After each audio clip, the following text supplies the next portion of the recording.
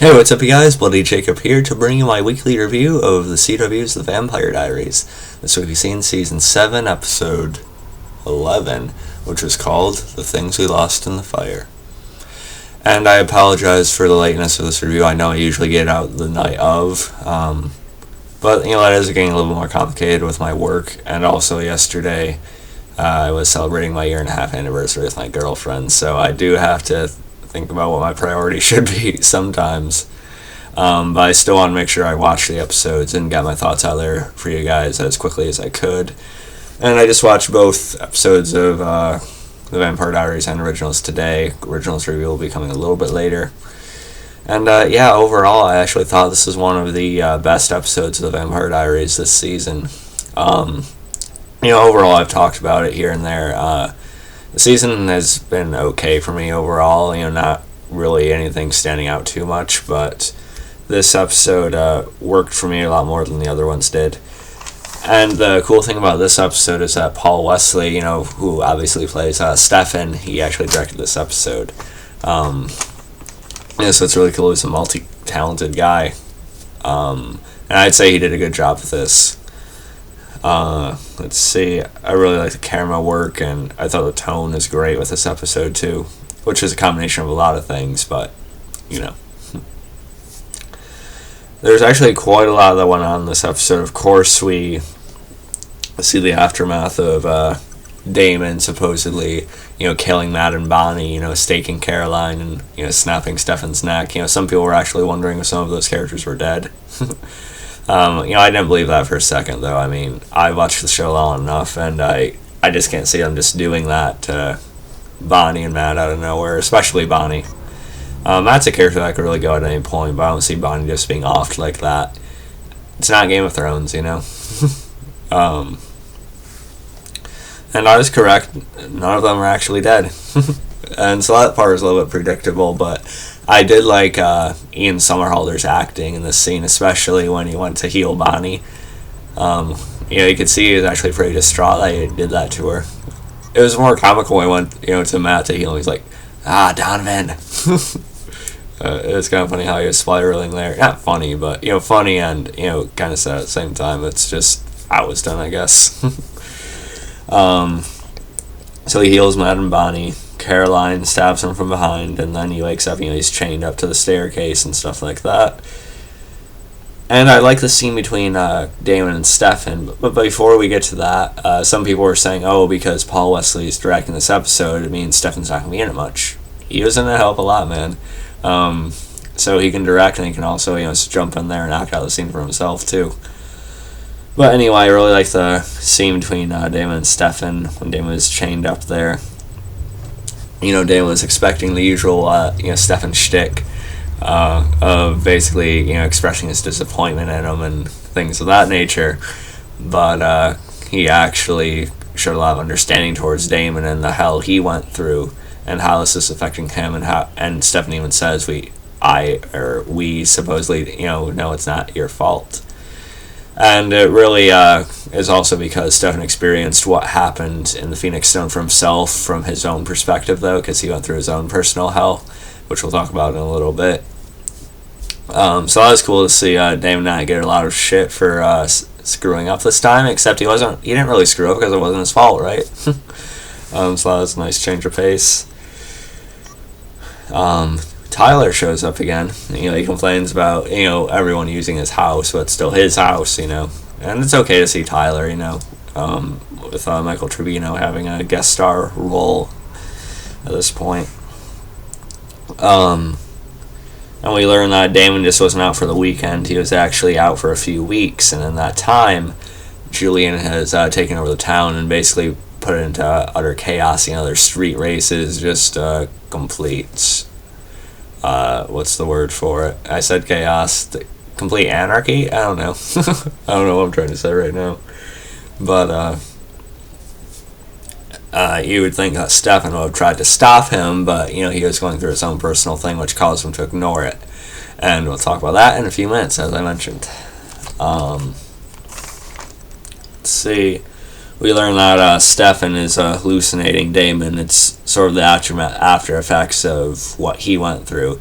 he keeps on seeing Damon about to kill or hurt Caroline, and we can see that Caroline's been trying to help him through these these moments of just sudden panic over it and stuff like that. Throwing glasses and shouting. Imagine how freaky that looks to people who aren't who aren't seeing what he's seeing.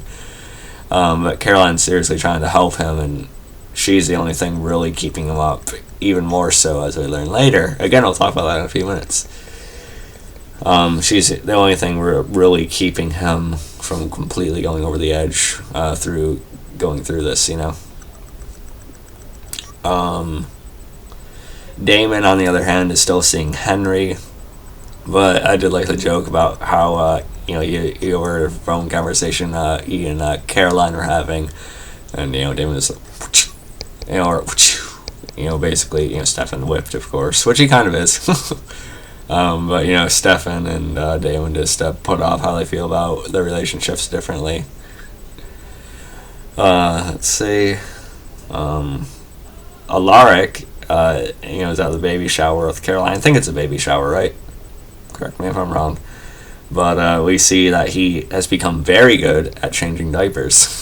He does it blindfolded, and we see that Matt basically ended up smothering the baby with a diaper, and Tyler took the head off of the doll, so don't want him babysitting anytime soon. So that was kind of funny, a nice little break from the darker, more depressing stuff that's been going on with the characters. Let's see. As I said, Damon keeps hallucinating Henry. And I didn't mention this in last week's review because it was kind of hard to immediately recognize the guy, but Henry we actually seen back in season 1. It was a scene with Damon and Alaric, I think, when they were looking for Isabel in one of the houses or something. He popped up, if I remember correctly. So it's good that they brought the original actor back to play him again in these flashbacks and these hallucinations. I thought it's a pretty nice tie back to a very early season. Like I said, Damon keeps hallucinating him, and he ends up tearing the heart out of one of Julian's men. And Stefan said, why didn't you just tell him that this is what was going on with him? And Damon says he likes to use visual aid. I don't know. I've just been in a better mood about the Vampire Diaries lately, and compared to last week's episode, which I didn't really enjoy too much. But looking at it now, last week's episode was actually pretty decent too, with the whole Damon focused flashback thing. I may have to watch that one again at some point. But this season is on a little bit of an upswing right now. But we'll see where it goes. Let's see what else. Okay, and we end up finding out a lot about what Stefan almost did when he was going through his own shit while Damon was out. And we find out that he actually almost burned Damon's body as he kept on seeing Damon trying to hurt and kill Caroline. He just couldn't take it, and he thought the solution was to stop it at the source, burn his body, and it would eliminate him from his mind. He would need to just get rid of that.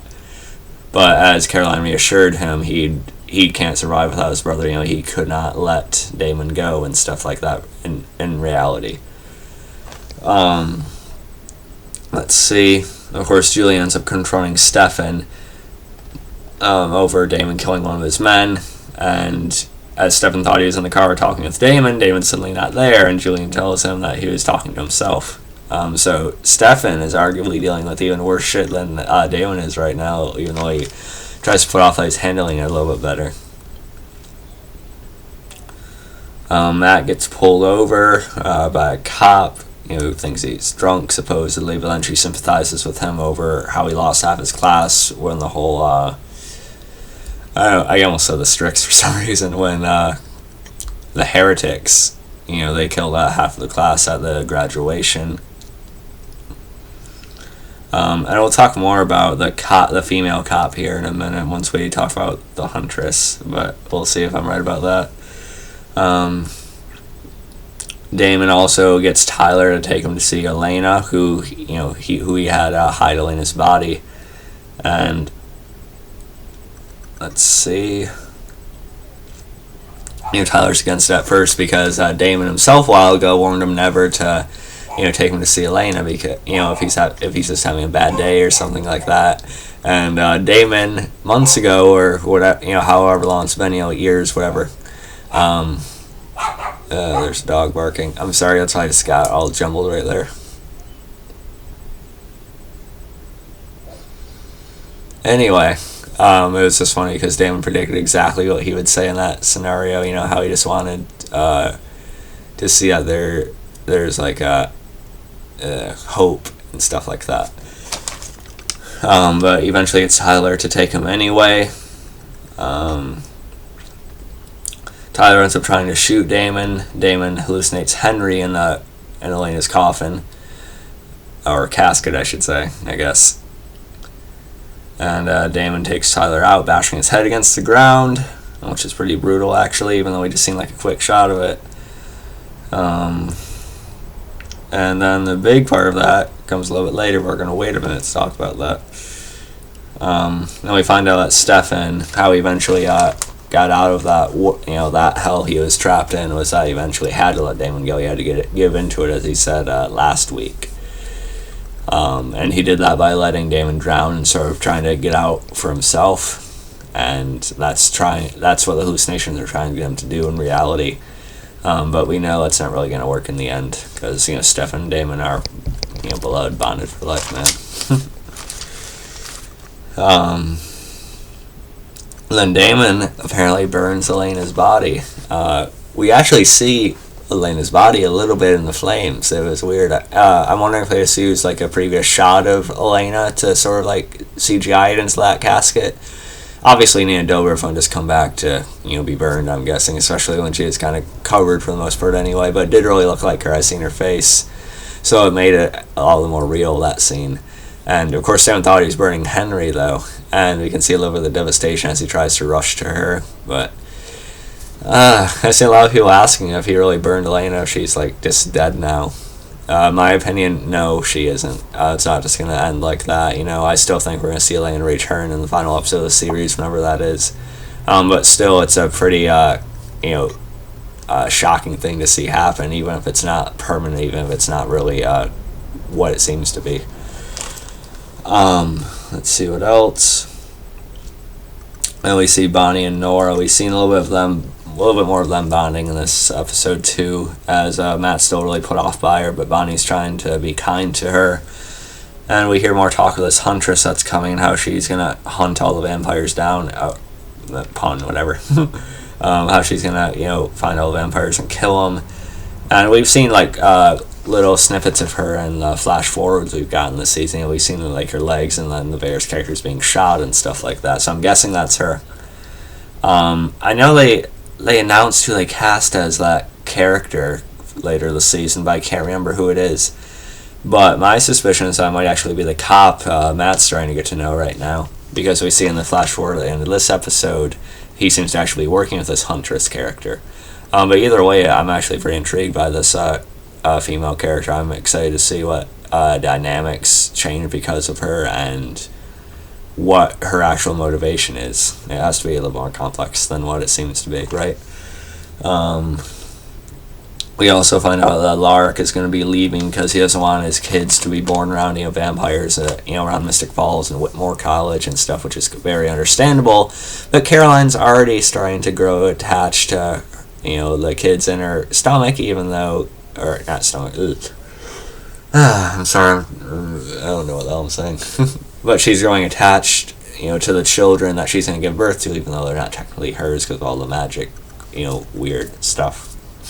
It's still an awkward part of the story, I think, but it's not quite as badly done now. Let's see. Oh, you also get actually a really well acted scene between Damon and Stefan, where you're going to see how broken and at loss for words Damon is over what he thinks he just did to Elena. And he's trying to tell Stefan, but he just can't get the words out. And we see that he tells him in the previous or next week, but still a really well acted scene by Ian Somerhalder, especially. I know I said his style of it wasn't so good in last week's episode, but again, I may have to watch that one again, because the more I think about it, the more I think the episode was actually pretty good last week. And this week's episode is even better, in my opinion. Yeah. Overall, actually, a really good episode. Probably one of the best, if not the best, of the season so far, I think. Paul Wesley did a great job with the directing. That's a cool thing of him to do. It's really shows what he can really accomplish as a person, not just the acting, but also, the other things behind the scenes too. So yeah, I hope you guys enjoyed this episode too. Again, I apologize for it being late, but again, life, unfortunately, man. But I still absolutely love watching these shows, and they're always the thing I enjoy most personally. It's not just a hobby, it's really my life in a way, these shows and certain movies too. So I hope you guys enjoyed this video. Like I said, my originals review will be coming a little bit later. Add me on Facebook, follow me on Twitter, MoviePilot, and look for InSpoiledDid.com. Catch you guys next time, and peace.